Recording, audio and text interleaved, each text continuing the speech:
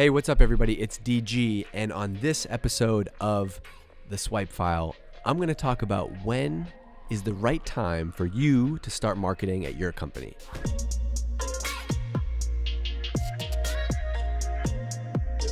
All right, so I wanted to do an episode on this topic because this is something that comes up a lot, and I think people ask because in the early days of Drift, Drift started off as nothing, like very early stage company, and so I still do a lot. Like I do a lot with startups, talk to a lot of startup early stage founders, teams, companies, whatever.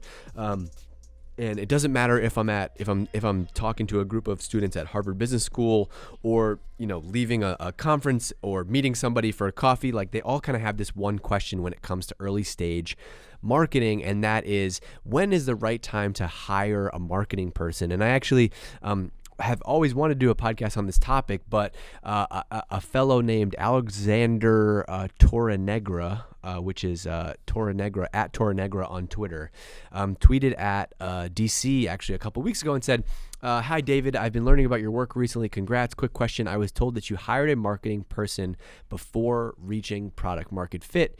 Is that right? Seems to be an uncommon approach. And DC's response back was, I did. His name is at Dave Gerhardt. Check out his podcast, The Swipe File. And so that was like, oh, I should really talk about this on this episode. So let's talk about it. Let's talk about the right time to hire a marketing person. There's really actually a very quick answer to this, where to me, the right time to hire a marketing person is as soon as possible. And the reason why is because it's so hard today to get attention. And, there's like this belief, I think, especially among product-led founders and companies that, hey, if we build a great product, if we have great engineering, great design, we really solve a problem, this thing is going to take off, and we don't need marketing, right? And the problem is there's a bunch of examples of companies that have, like, at least on paper, that's what it sounds like they've done, which is basically make a great product and people found them. Look at Slack, right? They made a great product and they just blew up. They didn't hire a marketing person until whatever. I don't know if that's true or not, but there's a lot of examples like that. And I think the problem is there's really only a handful of those examples in a sea of hundreds of thousands of failed companies. And so, like, my belief is, and I've learned this firsthand now through Drift, is the value of hiring a marketing person in the really early stages of your company. Because think about it, right? Any industry today, there is so much noise, so much competition, that if you don't have, like, you actually do have to do marketing, right? I think a lot of people have this, like, sense of marketing, especially founders, that come from more of the design product background, is, ooh, marketing is like yucky, right? Like, I don't actually want to go market, right? I don't want to make people feel like I'm marketing to them. But my answer to that is, okay, but if you spend all this time building your product, right, why would somebody just magically show up at your door one day and sign up, right? It doesn't happen that way. Real life doesn't happen that way, right? It's not like the movie Field of Dreams where you build it and they will come. It doesn't happen, right? That's a dream. And so the earlier you can invest in marketing, the better chance you have at getting attention, building an audience, and winning customers. And so I'll talk about my experience at Drift just to give you a real example of this. So when I joined Drift, there was maybe between 7 and 10 people at the company, and all of them were either, there was like one product manager, 2 designers, and then the rest were engineers. And so David and Elias, the founders of Drift, they hired me in the early days as a marketer, but my mission as a marketer was not actually to generate leads or to generate revenue. It was this one goal of building an audience, because we still didn't launch our product yet. Our product was in a private beta, so there were companies using it, but we were not promoting it. There was no way to sign up from our website, so you couldn't go to drift.com, Drift with 2 T's back then. You could not go to drift.com and actually sign up for the product and get in and use it. You had to basically be let in by us. So we were not doing any public-facing marketing that was like, here's what Drift is. People didn't even know what the company did, right? So there was no marketing that said, hey, here's what Drift is. Come to this link, sign up, and go and check it out.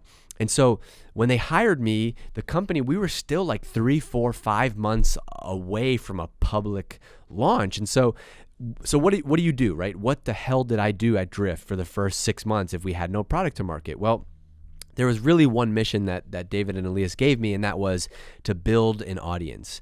And build an audience meaning build some community, right? It usually starts with email addresses because that's kind of the currency of online communication today, right?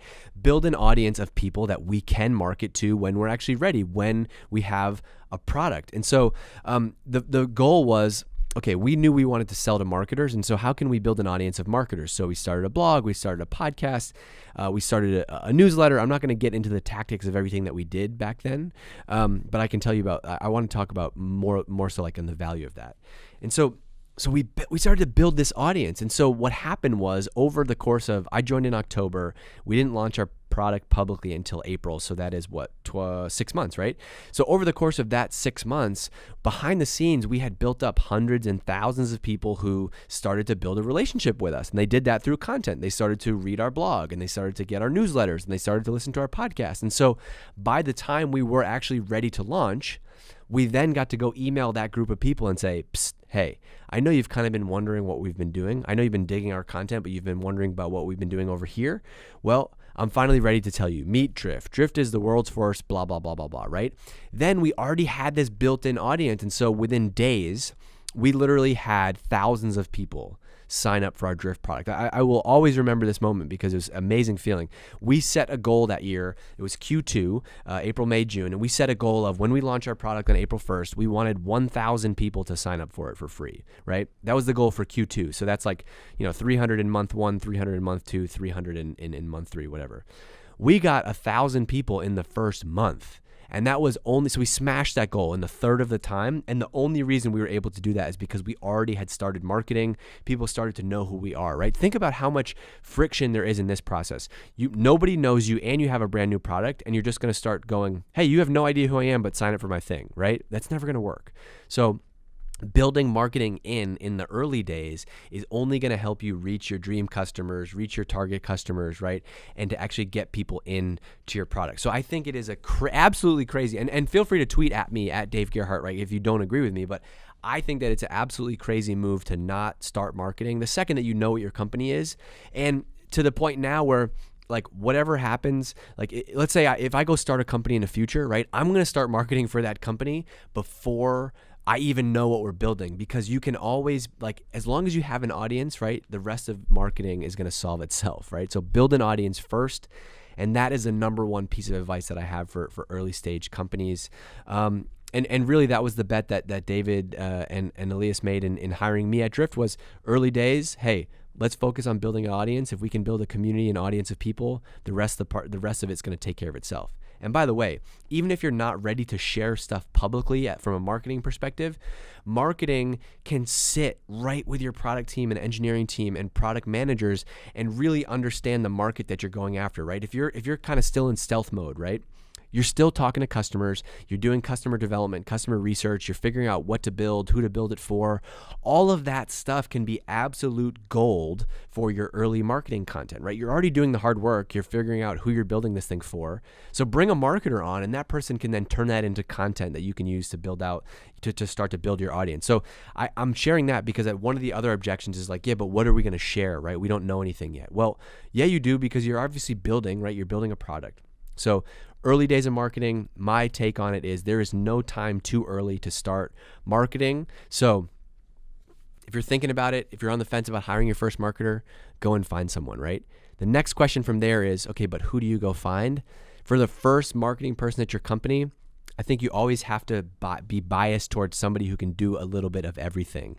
I think the biggest mistake I've seen some companies make is hire somebody that is too specialized for the stage of your company. So if you have no marketing people and you hire one person and that person is a SEO expert, right? And that's all they can do, you're going to have a tough time getting them to do anything else. So look for somebody who's more of a generalist and could do, content, events, podcast, video, blog, paid. You can basically have somebody that can learn all that stuff and then scale it, or like try everything, right? Have somebody that can do 5, 6, 7, 10 different things. And basically you figure out what's working through that person. And then you also figure out where to double down. So another example from the early days of Drift where, like, I was our first events person at the company. We found out that events worked and they were a good channel for us. So the following year, we made the decision, okay, we're going to double down on events and we're going to bring in a full-time events person in-house. And we had already proved out that playbook and that made it easy.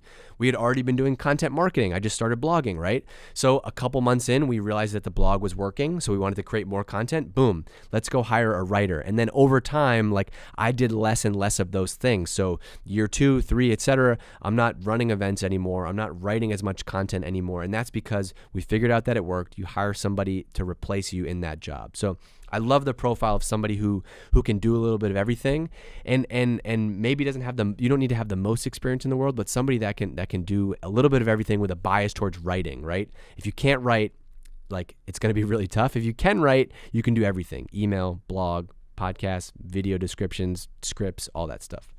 So I hope this was helpful. A little quick episode. Thanks to you, Alex, for this great question and DC for the shout out and push to do this post. But I'd love to get your feedback. Tweet at me at Dave Gerhardt. Let me know. Did you agree? Disagree? When is the right time to hire a marketer for your company? Otherwise, I'll catch you on the next episode of The Swipe File.